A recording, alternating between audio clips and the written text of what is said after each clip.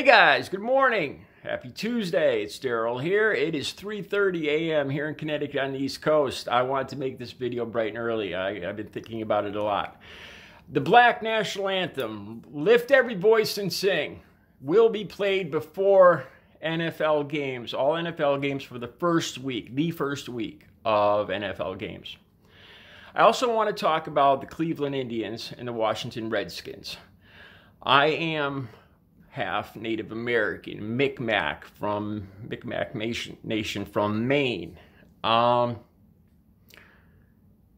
Being viewed as caricatures or mascots is not a compliment.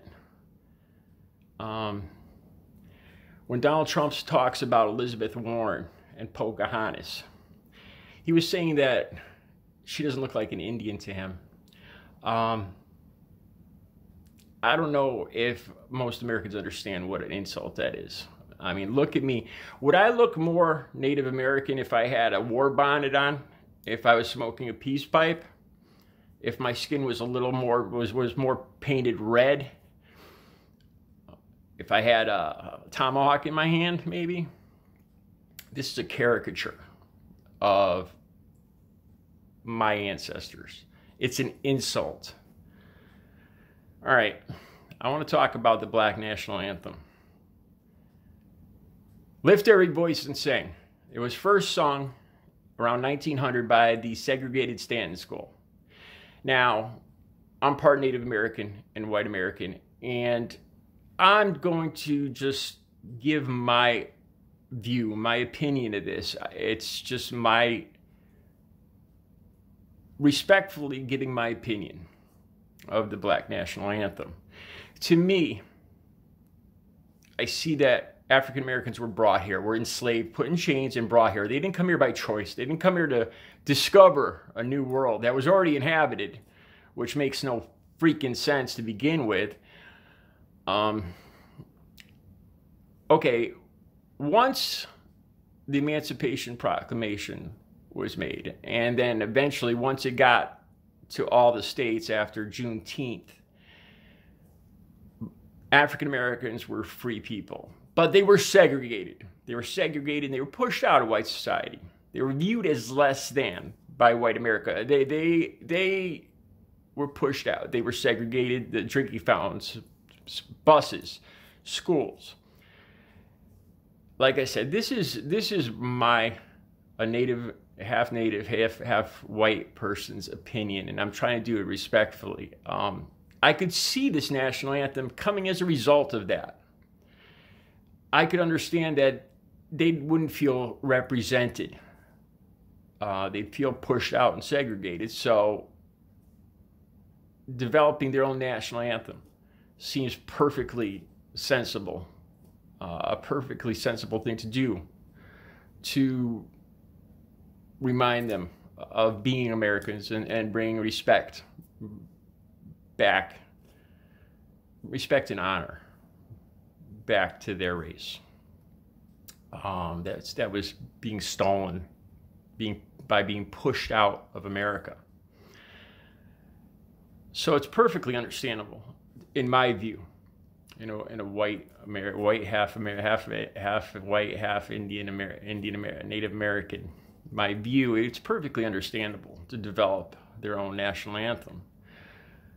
Donald Trump has been railing that all these statues, the Confederate, he was actually talking up the Confederate flag. It's interesting that as this pandemic rages, as Texas runs out of hospital beds, as once again we run out of PPE, Trump isn't talking about this. Yesterday, he talked about how the rest of the world views us, looks to us as leaders in the pandemic. The only thing America is leading is deaths and new infections by far. I posted on my community page the current numbers for today from World Meters. The rest of the world looks at us as pariahs, as outcasts, as ignorant, diseased people from a outhouse country. And instead of talking about the pandemic, he talked up the Confederate flag.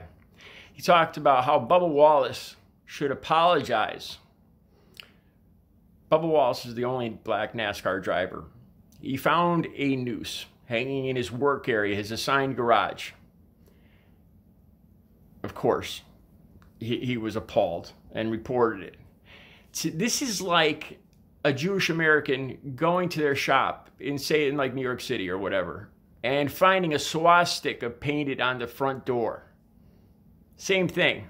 Do you think that Jewish American would be upset? Do you think he would have a right to call the police? Hell yeah. That's what Bubba Wallace did. Yesterday, Donald Trump had the audacity to play to his base and say that Bubba Wallace should apologize. He said that NASCAR did the wrong thing by banning the Confederate flag. He said their ratings are so far down. That's a lie. Their ratings are actually up.